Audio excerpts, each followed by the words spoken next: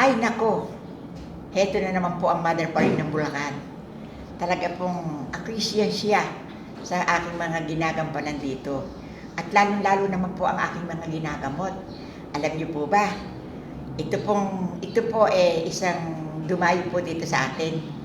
Ngayon po, ang sakit niya po talagang hindi kaya ipaliwanag. Sabi ko nga po, noong una pumunta dito makatatawid Pinabalik ko po uli. Pinainom ko po sila ng langis, kaya po yung langis na talagang swerte sa tao. Ang paniniwala po ang the best and the number one.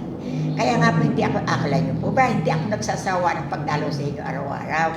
Kasi yung lahat ng mga may biyanan, may manugang, may anak, may lola, may lolo. Sa inyong mga mga lola at lolo. Ako'y nananawagan na bakit po ba ganun ngayon? May mga adelantado pong mga tao na mga lapastangan. Itanong niyo po sa akin kung bakit. Heto po, ang mga pumupunta po rito mga tao, napakarami po na, ang mga magulang po, masyadong nilalapastaman. Nananawagan ako sa inyo, huwag kayong ganyan, huwag kayong masyadong adalentado. Huwag niyong kamkamin ng hindi inyo, maghanap buhay kayo. Siyempre, ang mga matatanda, kinakailangan tutulungan, hindi aapihin. Hindi rin kayo pagpapalain agad yung ginawa. Ako po si Mother Paring na laging nangungusap na kinakailangan ang mariing diretsyon daan pagbabago para po makamit natin. Kaya nananawagan ako sa mga naaapi, managinip kayo, ang Diyos ang tawagan nyo. Isang jackpot lamang, mahal na Panginoon, tulungan mo po kami. Alam po namin na masama ang mag-interest na manalangin sa buenas, pero alam po namin kung kami po'y naaapi, bigyan nyo lang po kami na isang pagkakataon. Nananawagan ako sa mga lahat ng kapuspalad. Hindi ko naman sinabi na mahirap kasi may kanya-kanya tayong kategorya, katatangian. May nangangarap tayo magpaaral ng anak, kahit tayo ay naghihirap, kahit tayo ay magpakatulong, dadayuhin natin, titiisin natin lahat yung mga pagsubok para po ang mga anak natin mapag-aral. At yung po bang natikman natin huwag na nilang matikman. Kaya po magpakabuti lang kayo. Kapag po maganda ang punla ninyo, maganda po ang aanihin ninyo. Hoy mga new generation, huwag kayong adelantado. Sikapin nyo ang kababaan, kabutihan, paggalang, respeto. Kailangan.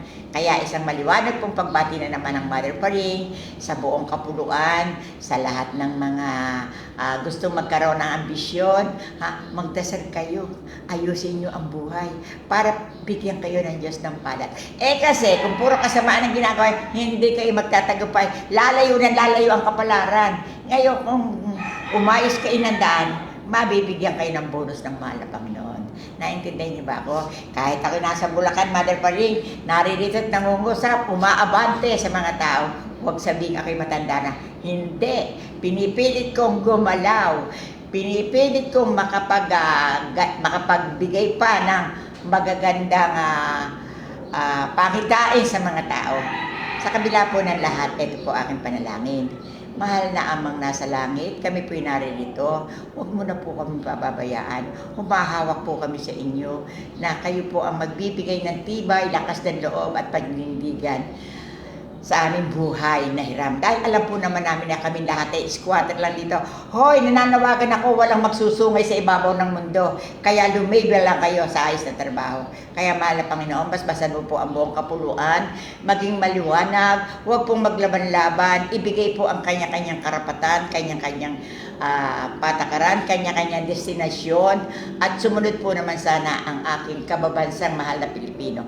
Kaya nagpaparating din po ako na sa kaaraw na ito ay February 24, 2024. Isa pong napakagandang liwanag na patnubay ng ating Panginoon na tayo po'y magkaisa-isa. Kung sakali man po na ang lugar na ito ay St. Joseph Chapel, Barangay Tabigi, Ginto, Bulacan, naririto po ang mahiwaga na maralit ang bahay na lang yan, pero nagtatagumpay pong kasalukuyan. Kasi po, ito po pakikita ko sa inyo. Ito po ang mga inaangal po ng mga taong sa kolon.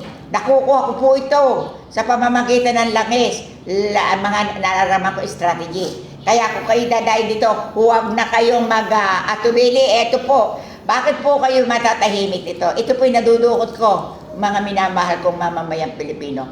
I-display ko po sa inyo para maintindihan nyo. Eto naman po, malinis na po. Oh, yan na, magaling na po. Oh, baba mo na daw. Eto. Oh, tumayo ka na. Ako po yung nagpapasalamat. Harap sa audience. Ako po nagpapasalamat sa inyo para tulungan ninyo ako. At ito ngayon, nandito na ako. Magaling na po ako. Wala na akong sakit. Salamat po. Magaling ka na. O Magaling sige, na. upo. Gaano katagal mong ininda yan, ate? Dalawang linggo. Salamat po. Tignan nyo nga po, paano po kayo matatahimik sa bakterya na yan? Iyan po ang magaganap. Kapag po yan umakyat dito, ano po yan? Atake, comatose. Kaya maraming salamat po kung narinig man nyo ito. O ikaw, bilang manugang, ano masasabi mo sa pagkakabot ni Mother pa rin tayo? Harap sa audience. Sige, magsalita ka. Ako po si Jennifer na nagsasabi na magaling si Mother pa rin. Walang makatutumbas sa kanya. Basta may pananalig ang pananampalataya. Yun lang po. Okay. At sabi po niya, basta raw po may pananalig, sa mahal na Panginoon, gagaling. Kaya ang aking pananawagan ay isang napakagandang taguring paliwanag para po kayo ay matuto. At kung hindi po kayo makararating dito, uminom po kayo ng langis. Hindi po makasasama. Ang pag-inom po daw, 5 kutsara sa kolon. Kapag po mataas ang diabetes, 6-7. Dito naman po sa malalaki, ang tiyan, 7. Uulitin niyo po, dodoblen. Hindi po makasasama. Maliwanag po sinabi ko sa iyo. Kasi po katas ng niyog yan at kaalanuhan. Lalo po yung lahat na kumakati ang tenga, papatakan niyo po ng langis. Kayo, natutuyo po yung tutuli. Kasi po, bigla po kumati ang tenga ko eh.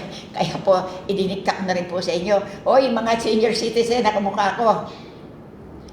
Pag kumakati ang tenga nyo, huwag kayong kalikot-kalikot. Kumakay 3 patak na langis, itatak nyo, saka yung ganun uli. Parehasin nyo para hindi mabutas ang banban ng tenga nyo. Mahirap po mabingi kasi po ang bingi at bulagi iisa. Kaya po isang maliwanag na pagbati sa buong kapuluan na huwag po kayo magdalawang isip sa kadahilanan. Dito po sa St. Joseph, maraming bagay na nagagawa sa pamamagitan na bigay po ng ating mahal na Panginoon na ito po ang sabi niya sa akin, ito. Babasahin ko na lang po kasi po nagahula ko eh. Isang magandang pabalita sa buong kapuluan, kinakailangan na ang tao gumawa ng kabutihan, iwanan ng kasamaan. Ang masyadong pag-i-interest sa hindi kanilang ari, hindi dapat. Hindi baling mahinaan kita. Ayos lang. Kaya lang, ang tangi ko masasabi sa inyo, huwag naman kayong masyadong adelantado. Ibigay nyo ang karapatan at kabagalan ng nagseserbisyong tao. Naintindihan nyo? Kunin nyo inyo. Iwanan nyo, hindi inyo. Nananawagan po ako sa ibig ko sabihin sa mga nagpapasweldo, huwag niyo pong aapihin ng tao, wala po kung mayayari sa inyo. Lumagay lang po kayo sa regular. Basta po, kapag po inaayos niyo po yan, bibigyan po kayo ng Diyos ng pagpapala. Pag po naman hihidirin niyo po yung mga tao, wala naman naku, wala pong mangyayari sa inyo. Wala na, ngay aapihin pa nyo. Kaya sa araw na ito, Mother pa rin ng Bulacan, naririto po at iniwawagayway ko po ang aking nalalaman sa buong kapuluan at bumabati po ako ng maligayang araw ba sa mga tahanan. Buksan niyo po ang inyong tahanan, lalo-lalo sa mga may karamdaman. Huwag kayong magpabaya, manindigan kayo. Kaya kayong mga lalaki na humahawak ng pamilya, manindigan kayo. Huwag niyo iyasa ang buhay niyo sa ibang tao. Kayo, trabaho kahit mahina, may pagpapala. Kung may tiyaga, may nilaga. Kapag walang tiyaga, wala, palpa, ala ka mararating para kayo sinuwan tamad. Mga kababayan kong minamahal, Mother pa rin ng Bulacan, hindi nagsasawa na nagbibigay at binibigyan ng Diyos ng mensahe na dumadalaw araw-araw. Alam niyo ba, kahit na ako matanda na, nagmamahal pa rin ako sa inyo. Maraming salamat sa lahat ng nanonood at lalo-lalo na daw sa mga may breast cancer. Natuklas ko, makinig kayo. Ha? Dito sa left neto, kapag namaga ang loob niyan, ihian lahat ng minidensya dito, wala na kayong binatbat. Kaya ngayon, uminom kayo ng langis na 4 na, 6. Iibis yan, dudulas ng dudulas. Tapos, magpalipas uli kayo ng 2 araw, 3. Dudulas yung bakterya. Hindi i-stay ang bakterya, kinakailangan iyan ay matanggal. Kung itatanong nyo, kahit kayo malinis, kahit anong yaman ninyo, para kasi ang sasakyan parang gasolina, araw-araw nalalagay, naiipon pala doon yun. Kaya yun, pera, hindi po yung kasama sa kolon. Naintindihan nyo, yun po parang nakatikip, para pong nakatape sa top writing. Pag kinato ko po yun, parang banban. Kaya maniwala kayo sa kwento ko na ang cancer, hindi nyo nalalaman, biglang dumadating sa tao. O sige po, saka na lang po ako babalik sa inyo. Kayo. Babay na lang po. Maraming salamat sa inyong lahat. Kahit saan sulok ng daigdig, Mother Pauline ng Bulacan. Kabuhay kayo. Bye-bye.